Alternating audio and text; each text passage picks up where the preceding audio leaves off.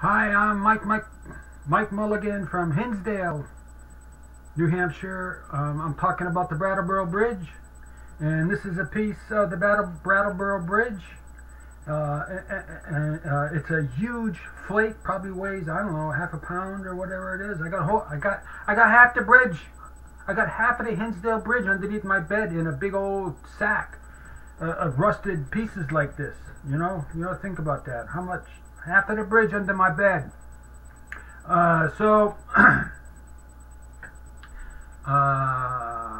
know, did we get a look at that? Yeah, we got a look at that yesterday. Look at that, baby. Look at this. Look at that thickness. But that's pretty thick. That's pretty thick shit.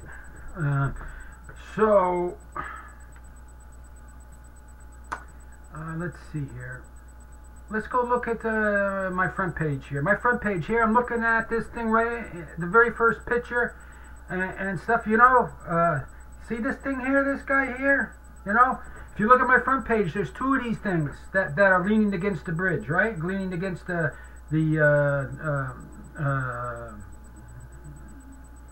plate, the metal plate. You see the metal plate? There's like one metal plate all the way to the right. There's like a it's on the left a little bit, but it's like a middle metal plate, right? And then there's a metal plate on the left, right?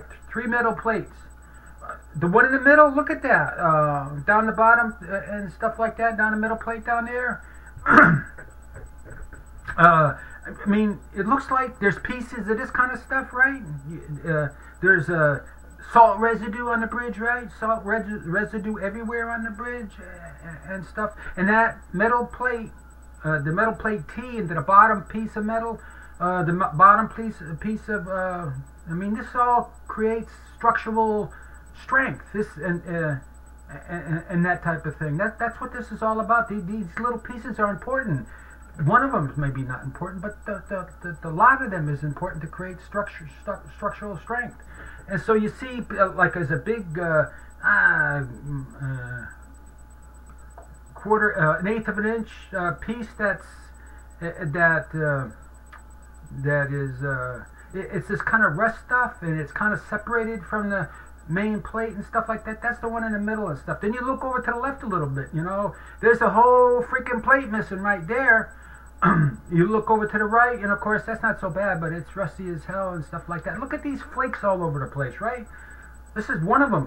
This guy's probably one of them right there, as far as I think, and stuff like that. And then, okay, between them flakes like this, you know, like this guy right here, right in the middle of them flakes, is a bolt.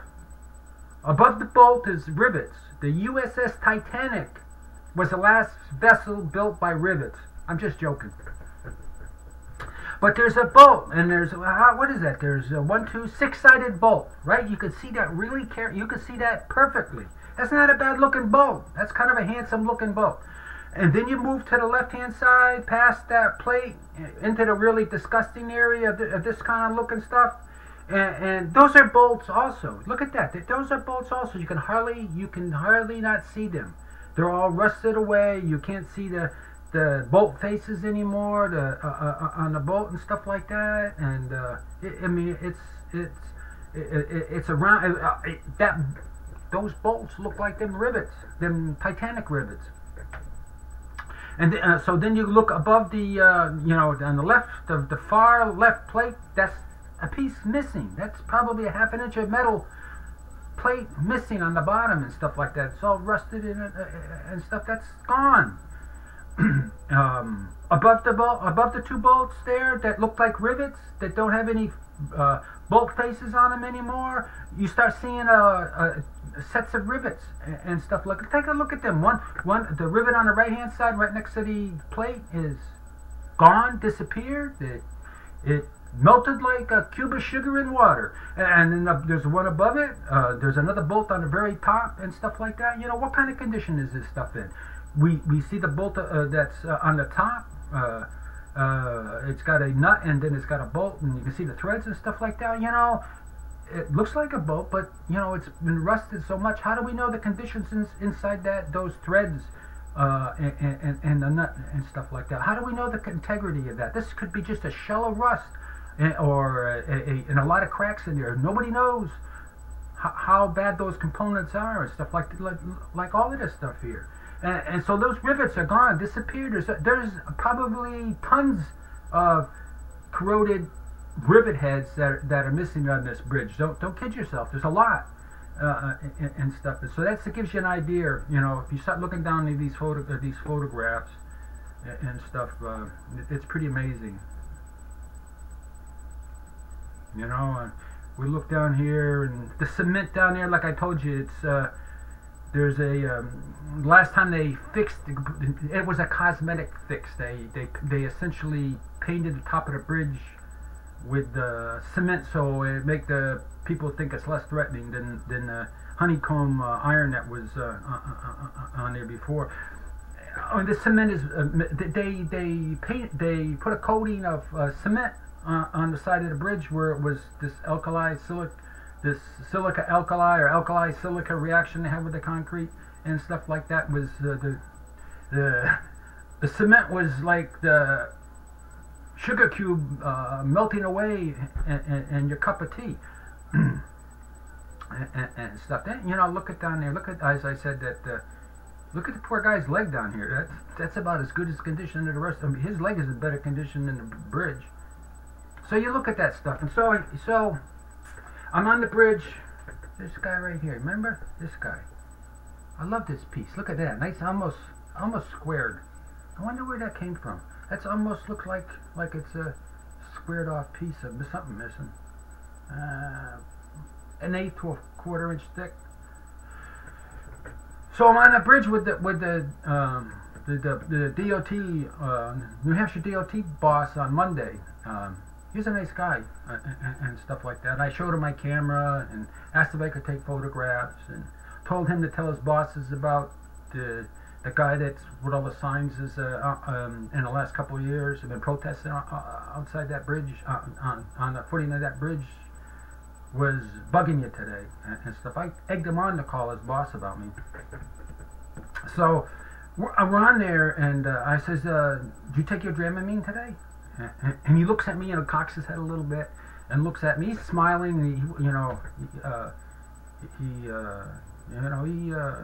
he wasn't. I wasn't threatening him. I was smiling back at him, and he was smiling at me. So this wasn't a threatening situation. This was. He knew me a little bit, and so we were kind of jostling around. So I says, "You got your men taking Dramamine today?" And he says, "What?" I says, "Well, I tell everybody that's passing by this bridge, they got to take Dramamine. If they can't get from one side to the other without motion sickness. The bridge is all jumping around because half of this crap is missing. You know, all this rusted, the tons of rivets that are dissolved, and bolts and sheets of metal is all missing and stuff like that." I says, "Well, you know, the bridge bounces up more and stuff." And to me, it seems like it's bouncing up quite a bit more this year than it was last year. Little did he know that I'm a bicycle enthusiast, and you know, I got a big loop from my home in Hinsdale up through. I either take the Route 63 up that Route 63 hill, that big hill up there, my bicycle, or I take the back roads, which is just gorgeous, unbelievably gorgeous wooded area that goes. What is that? It's a plain road, North Hinsdale Road that connects up to Chesterfield, and that beautiful little town in Chesterfield, driving through there, and getting onto Route 9 and stuff like that. That's kind of, you know, it's kind of exciting for me because you know, traffic goes so fast, and it has such a poor reputation with bicyclists, killing bicyclists and car crashes and stuff like that. But I have not had any issues with cars. And then you get into Brattleboro, then I go across the Hinsdale Bridge and back to my house. I do that loop quite a few times in a year. You know, I once a week usually, maybe twice a week. That's probably a 25-mile route, and there's some stupendous little hills there that you got to climb up. In the beginning, I had to walk up. You know, I couldn't catch my breath. Now, none of the hills are even challenging and stuff like that. So I got a little. You know, I'm trying to stay in shape and a little bit and stuff. And you know, my resting heartbeat is 56 beats a minute. What's your resting heartbeat rate? But anyways, we're talking about bridges and stuff like that. So the guy up on the bridge with me, you know, we're feeling it jostling around, and we're hearing it. Things are crackling and all that sort of stuff, and it's going. A couple of trucks went through it and stuff like that. I said, "You feel that? You feel that?" and stuff like that. And he was smiling at me and stuff. And finally he says, "You know, Mike, you ever been on the Route 12 bridge on the other side of Brattleboro?" I said, "Oh yeah, once or twice." He says, "Well, you know, that bridge bounces around as much as this bridge and stuff like that." And I says, I doubt that. I says, I pass over that quite a bit, and I left it there. You know, I didn't want to be argumentative with him or raising my voice or not being nice to him. I wanted to treat him decently the whole time through and not be, you know, aggravating or disrupting of his business he was doing on the bridge. So, but anyways, you know, this piece is nice. This is one of the biggest pieces they were down there. Well, at least in that area, you know. You remember there were two of these on that first picture in my blog? Two of these things that were laying off to the side, laying on the side of the thing, you know. Coming from somewhere above. There must have been a piece of metal above that's missing. It's gone. It's the sugar that's melted away in your iced tea. So I let him go with that, you know, and stuff. And so that's the difference between. You know, I see this a lot in officialdom. You know, they try and throw you off the tracks with unsubstantiated facts and stuff like that. Feel-good facts, you know.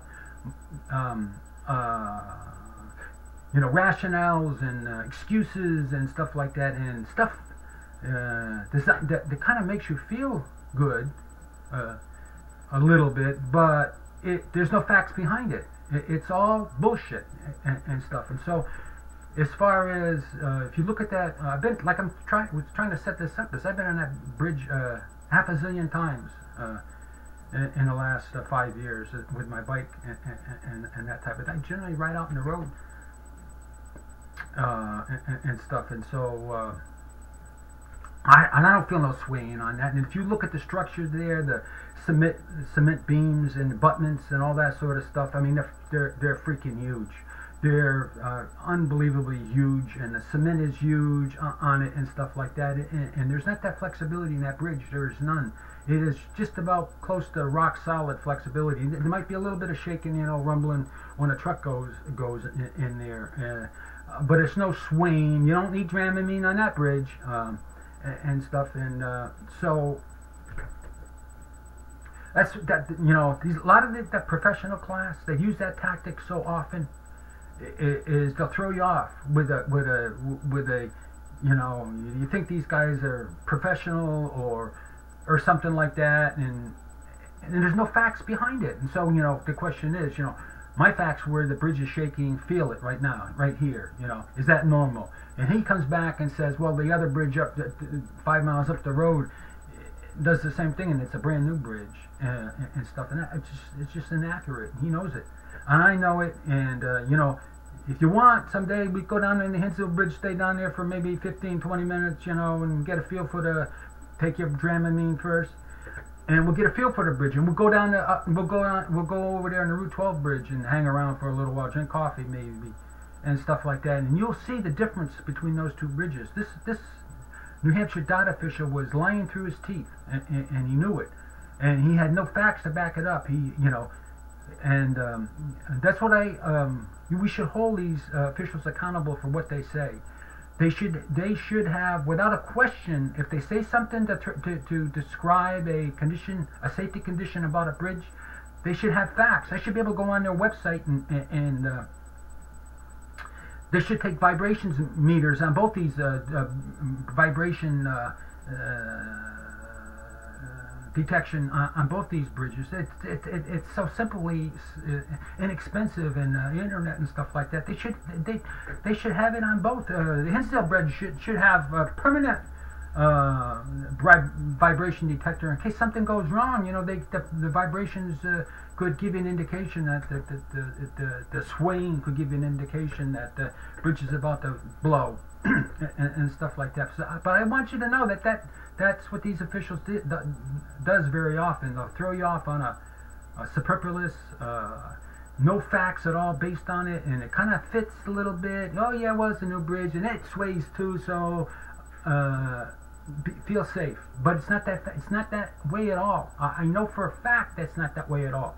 You go on the Hinsdale Bridge, stay around a little while, and then go down that Route 9 bridge, and you will see without a question there is a difference, because bigger pieces of metal, more modern technology behind building the metal and shaping the metal and shaping the concrete that supports the road and all that sort of stuff. Huge metal components on this bridge and stuff like that. There's no room for swaying or vibrations. I don't care how big the trucks are and stuff like that. There's the truth for you. I tell you the truth. So that's that about that. So let's you know, we should a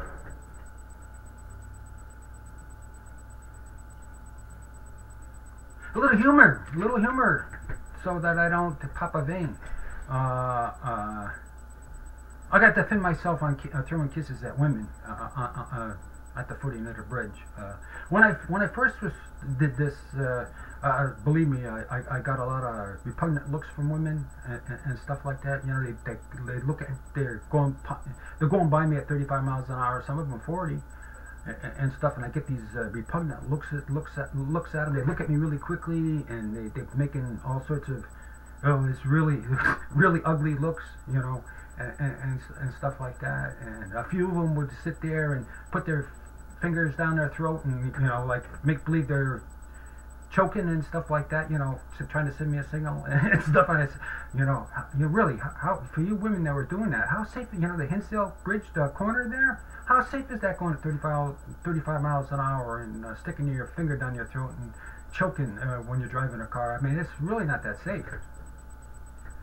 So, you know, after a while, everybody's kind of seeing what I was doing, and the women and stuff, and I got a lot of smiles and stuff. I got a lot of fingers, middle fingers and stuff. I got men and women. I got middle fingers and that. I got, you know, kind of desensitizes it to it. It's kind of funny after a while. But I got so many middle fingers and stuff like that, and I've gotten on the other side of that, I've gotten so many honking horns and appreciation and screaming in their cars and saying something positive and you know, sticking their thumbs out. And I get a lot of salutes. If I'm throwing a salute at somebody, they salute me back and all that sort of stuff. And so, you know, then I get smiles from the women. You know what? There's only pretty women that go across that bridge. So I get a lot. So, you know, after a while, they would know me, and they would smile a little bit more, shake their head, you know, like a little boy in trouble, doing what he knows he's not supposed to do. And then, you know, then after a while, you know, then I started getting this. I'd be looking one way, and I'd turn around, and there'd be a woman in the car, and she'd be throwing me a kiss. And these women nowadays, they are pushy, and they are up front, and you know, they antagonize. They don't antagonize me. They try and get me. They try and get me in trouble, by throwing kisses first, type of thing, you know, and stuff like that. So then I got a lot of smiles and stuff. You know, there was a lot of pleasant things on that, emotions on that bridge. A lot of smiley faces. I got men that were throwing kisses at me. A lot of young men were doing that too. And stuff like that, and like I said, a lot of hooting and hollering out of their windows, "Go Mike," and that type of stuff. And so a lot of men saluted me in their cars and stuff, and so you know, it was a very, all in all, a very positive experience. And I remember I remember all of the positive experiences and all the appreciation. I got a lot of that on the bridge and stuff. And so that gets me to the point. Well, you know, we're all connected by that bridge. We go over that bridge so many times. Most of us, all of us, one way or another, we go over that bridge and we have memories of that bridge and going on that bridge. And so, as far as the Brattleboro Reformer, where's the person on the street interview about the bridge? Where are they talking and asking people what they think about the Brattleboro Bridge on both sides? Hinsdale, how was that involved in your life? Can you describe experiences on that bridge or approaching that bridge? Can you you know, they can be positive or negative type of things and stuff like that. So where is the paper trying to express the views of the community on what they know about that bridge? What do they want for that bridge in the future? Can they live with the bridge, or do they want a new bridge type of thing? You know, and there's so many different experiences on that bridge that's missed. You know, like the example, what is your worst line? You know, the train track goes across a lot of the big freight trains and all that sort of stuff, and sometimes we had issues with the traffic lights up there or something going on. What is your longest line you had to wait through? What is your worst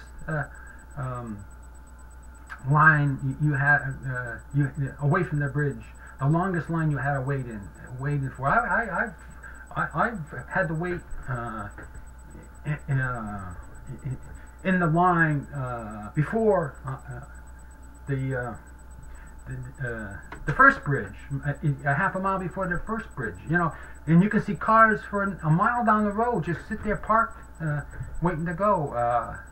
I've been in Brattleboro, you know, just running on the edge of being late on an appointment and stuff like that, and saying to myself, oh, I'm gonna get through Brattleboro, and I'm gonna get over to Hinsdale, and bing, I'm gonna be on time. And then you hit a freight train, and you have to stop on the bridge. You have to stop waiting for that freight train, and that freight train made you late.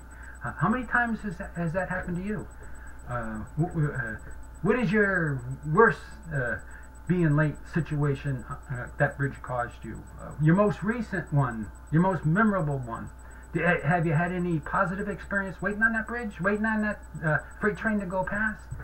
And we have all sorts of situations on the approach to the bridge. The examples would be tractor trailer trucks and logging trucks and their trailers, right? You got a regular pretty long logging truck with logs stacked up to 12 feet high and stuff like that. Then you got a trailer that's about the same size that is dragging about the same amount of logs, huge logs. You know, so do you have any memories of you know, waiting for, like, say, a lot of? Can you tell the difference between an experienced truck driver and an inexperienced truck driver on that bridge? You know, a lot of truck drivers will stop at the edge of the bridge and they'll wait until the bridge is perfectly clear on the other side, so they won't scrape along a car and stuff like that. Usually there's no worry of that, but a lot of inexperienced truck drivers will wait and wait and wait and wait and wait. How long have you waited for a truck driver to be able to get his nose out on the other side of the traffic to get around the beginning of the bridge? Have you ever been in the middle of that bridge and a truck driver gets out on the bridge with you, and you didn't think you were going to squeeze past the truck driver? Yeah, you ever been out in the middle of the bridge where a logging truck is out there?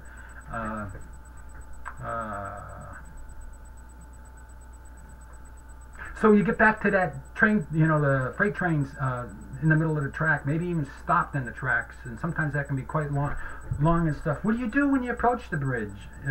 If there's right at the beginning of the bridge, on the other side of the bridge, just in the beginning, and you know you're going to be stuck on top of the bridge, sitting on the bridge. Do you go out to the next car, the furthest car you can? You know, if that line backs up halfway in the bridge, do you go across that bridge and wait in the middle of the bridge with your car with that then stuck in traffic? Do you, when you see an empty bridge but the train tracks are obstructed, are obstructing the traffic flow, and you know you're going to get stuck on the bridge, do you stop? There's a lot of people starting to stop. They don't want to be stuck out on the middle of this railroad. I mean this bridge. They'll stop before they enter the bridge, and there'll be a big space behind them, and they'll wait until the flow is cleared, and they can go right across the bridge without disrupting. I've seen people being so mad that somebody will stop and they'll leave a space, sometimes 5 or 10 cars or whatever in front of them, not on the bridge, and the person behind, nobody's going anywhere, and the person behind the guy that stopped right in the front of the bridge, he goes crazy about the person not wanting to be on the bridge. So what are your memories of being in that area?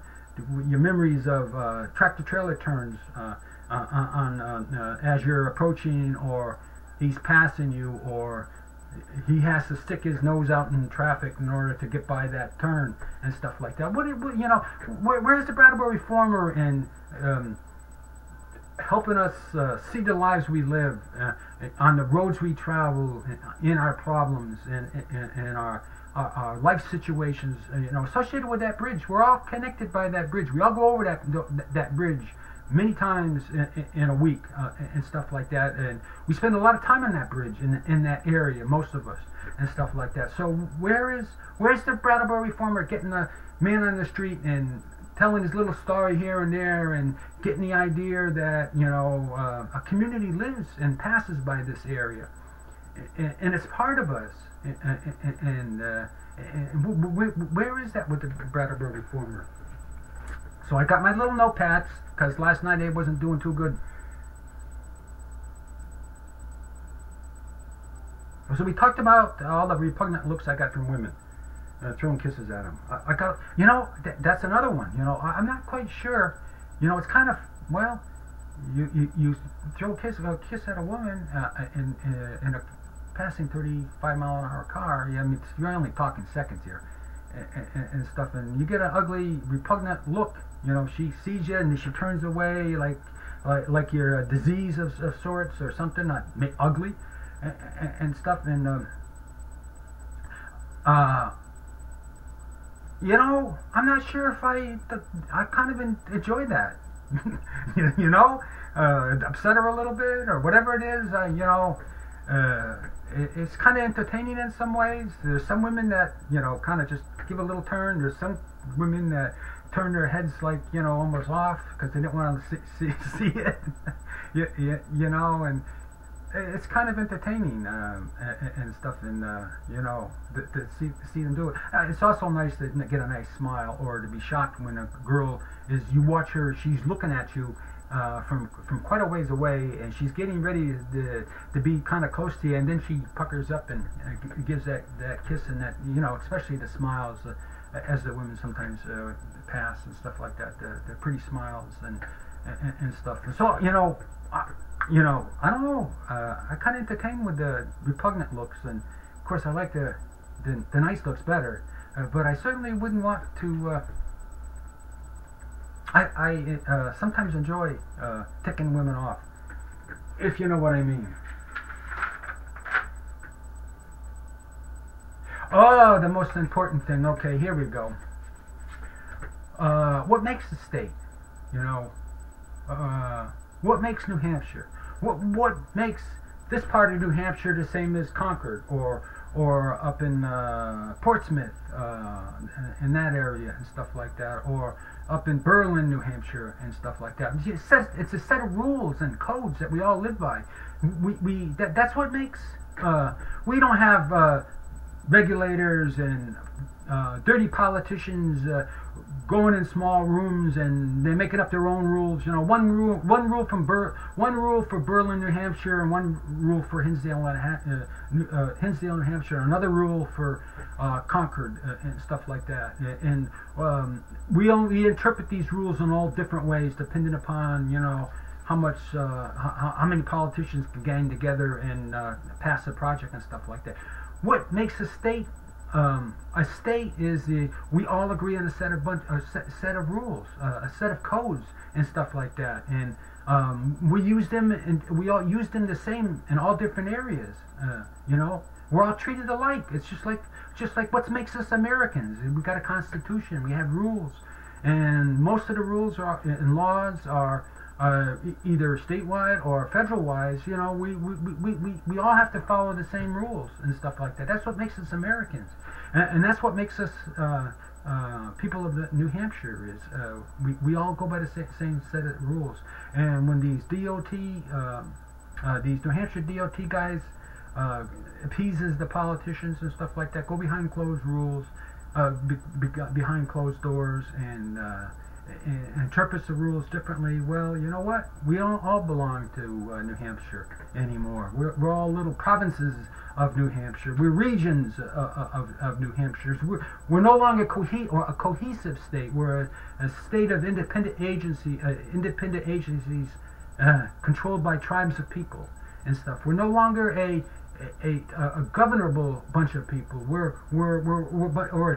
a bunch of tribes, a bunch of individuals that have special powers that get things done for special people and stuff like that. So you don't think about these things like the New Hampshire DOT, how they treat an area like Hinsdale versus Concord and stuff like that. We're one state.